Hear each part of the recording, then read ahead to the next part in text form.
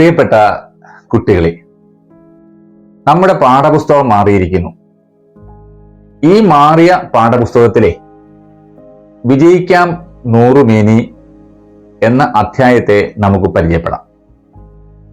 നിങ്ങൾ ഈ വീഡിയോ നിരീക്ഷിക്കൂ. എന്തെല്ലാമാണ് നിങ്ങൾ കാണുന്നത്?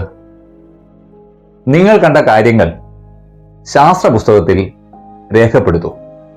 ഇതേപോലെ നമ്മുടെ വീട്ടിലും വ്യത്യസ്ത തരം പച്ചക്കറികൾ കൃഷി ചെയ്യാറില്ലേ? നിങ്ങൾ എന്തെല്ലാം പച്ചക്കറികളാണ് കൃഷി ചെയ്യാറുള്ളത്? എഴുതി നോക്കൂ. വെണ്ട, വഴുതനം, തക്കാളി, മുളക്, ചീര തുടങ്ങിയവ നിങ്ങൾ എഴുതിയിട്ടുണ്ടാവും. പച്ചക്കറികൾ മാത്രമേ നമ്മൾ കൃഷി ചെയ്യാറുള്ളൂ? പച്ചക്കറി കൂടാതെ നമുക്കാവശ്യമുള്ള മറ്റെന്തെല്ലാം നാം കൃഷി ചെയ്യാറുണ്ട്? പലതരം വൃക്ഷങ്ങൾ വെച്ച് പിടിപ്പിക്കാറില്ലേ? നിങ്ങളുടെ വീടും പരിസരവും നിരീക്ഷിക്കൂ. എന്തെല്ലാം വൃക്ഷങ്ങൾ നമ്മുടെ വീടിന് ചുറ്റും കാണാനാവും? നിങ്ങളുടെ ശാസ്ത്ര പുസ്തകത്തിൽ രേഖപ്പെടുത്തൂ. ഇതിൽ ഫലവൃക്ഷങ്ങൾ ഏതെല്ലാമാണ്? മാവുണ്ട്, പ്ലാവുണ്ട്, കശുമാവുണ്ട്, അങ്ങനെ എന്തെല്ലാം അല്ലേ? ഇവയൊക്കെ നിങ്ങളുടെ ആരെങ്കിലുമൊക്കെ വെച്ചു പിടിപ്പിച്ചതാവാം. ചിലപ്പോൾ നമ്മൾ തന്നെ വെച്ചതാവാം. പക്ഷെ ഇപ്പോൾ നമ്മൾ തീരുമാനിക്കുകയാണ് ഒരു മാവിൻ തൈ നട്ടു വളർത്താൻ. ഒരു മാവിൻ തൈ നട്ടു വളർത്തുമ്പോൾ എന്തെല്ലാമാണ് നമ്മൾ പ്രതീക്ഷിക്കുന്നത്? നോട്ട്ബുക്കിൽ ഒന്ന് എഴുതി നോക്കൂ. നിങ്ങൾ എഴുതിയില്ലേ? ഇനി ഒന്ന് എഴുതിയത് വായിച്ചാലോ? നമ്മൾ എഴുതുന്ന ഒന്നാമത്തെ കാര്യം, ധാരാളം മാങ്ങയുണ്ടാകണം, വേഗം കായ്ക്കണം, നല്ല മധുരമുള്ള മാങ്ങയാവണം. ഇനിയും നമുക്ക് നിരവധി കാര്യങ്ങൾ എഴുതാനുണ്ടാവും. അതും മറക്കാതെ കൂട്ടിച്ചേർക്കണം. നമ്മൾ പഴങ്ങൾ, പച്ചക്കറികൾ, ധാന്യങ്ങൾ എന്നിവ കൃഷി ചെയ്യുകയാണെങ്കിൽ നമ്മുടെ ലക്ഷ്യം എന്തെല്ലാമായിരിക്കും?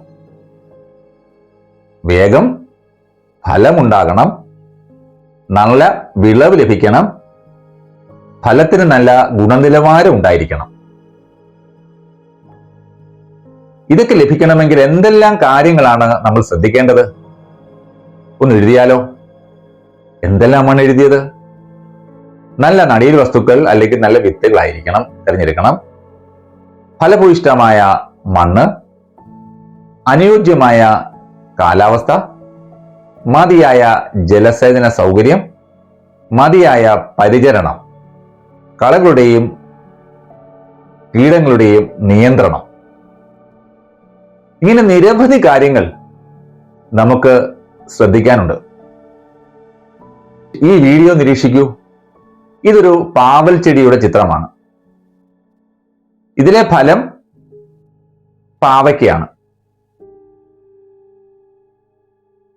ഇതിലെ വിത്ത് എവിടെയാണ്? പാവയ്ക്കായ്ക്കുള്ളിൽ അല്ലേ? നമ്മൾ പാവൽ കൃഷി ചെയ്യാൻ തീരുമാനിക്കുകയാണ്. മികച്ച വിത്ത് തിരഞ്ഞെടുക്കുമ്പോൾ എന്തെല്ലാം ഘടകങ്ങൾ പരിഗണിക്കണം? നിങ്ങൾ ശാസ്ത്ര പുസ്തകത്തിൽ എഴുതി നോക്കൂ. എന്തെല്ലാമായിരിക്കാം നിങ്ങൾ എഴുതിയിട്ടുണ്ടാവുക? ഒന്ന്, ആരോഗ്യമുള്ളതും രോഗബാധിതമല്ലാത്തതുമായ സസ്യമായിരിക്കണം. 2, മികച്ച വിളവ് നൽകുന്ന സസ്യമായിരിക്കണം. 3, മധ്യകാലത്തുണ്ടായ ഫലം ആയിരിക്കണം, അതിൽ നിന്നുള്ള വിത്തായിരിക്കണം. 4, മൂപ്പെത്തിയതായിരിക്കണം. ഇങ്ങനെയൊക്കെയാവും നിങ്ങൾ എഴുതിയിട്ടുണ്ടാവുക. നിങ്ങൾ ഈ ചെടിയുടെ ചിത്രങ്ങളൊന്ന് നിരീക്ഷിച്ചാലോ? ഇതിൽ ഏത് ചിത്രത്തിലെ ചെടിയിൽ നിന്നുള്ള വിത്തുകളായിരിക്കും നിങ്ങൾ തിരഞ്ഞെടുക്കുക? ഇവയിൽ നിന്നും എല്ലാ കാലത്തുമുള്ള വിത്തുകൾ കൃഷിക്കായി ഉപയോഗിക്കാൻ കഴിയുമോ?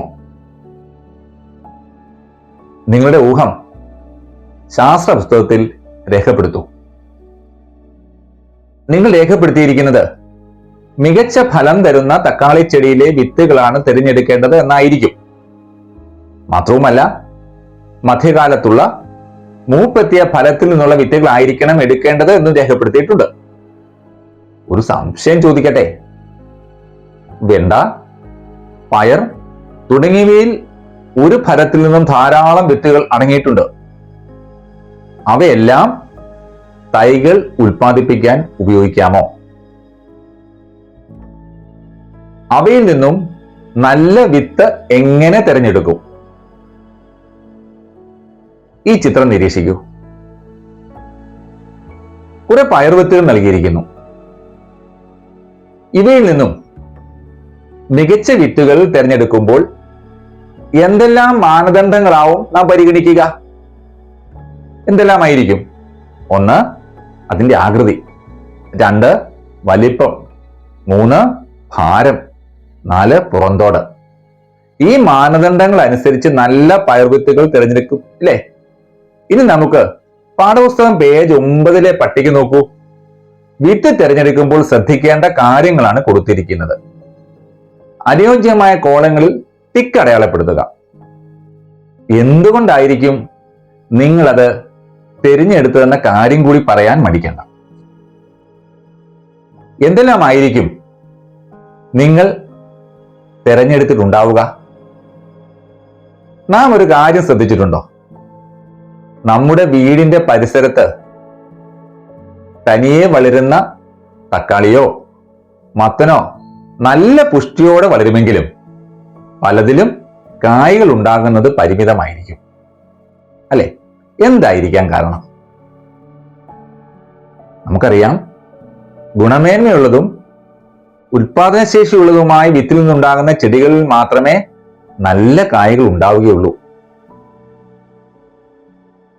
നമുക്ക് ഇതുവരെ പഠിച്ച കാര്യങ്ങളെ എങ്ങനെയൊന്ന് ക്രോഡീകരിക്കാം. നല്ല വിളവ് ലഭിക്കാൻ ഗുണമേന്മയുള്ള വിത്ത് തിരഞ്ഞെടുക്കണം. വിത്തിന്റെ ഗുണമേന്മ ഉറപ്പുവരുത്താൻ വിത്തെടുക്കുന്ന ഫലം, ചെടി എന്നിവയും ഗുണമേന്മയുള്ളതായിരിക്കണം. നമ്മുടെ ഇന്നത്തെ ക്ലാസ് ഇവിടെ അവസാനിക്കുന്നു. അടുത്ത ക്ലാസ്സിൽ വീണ്ടും കാണാം.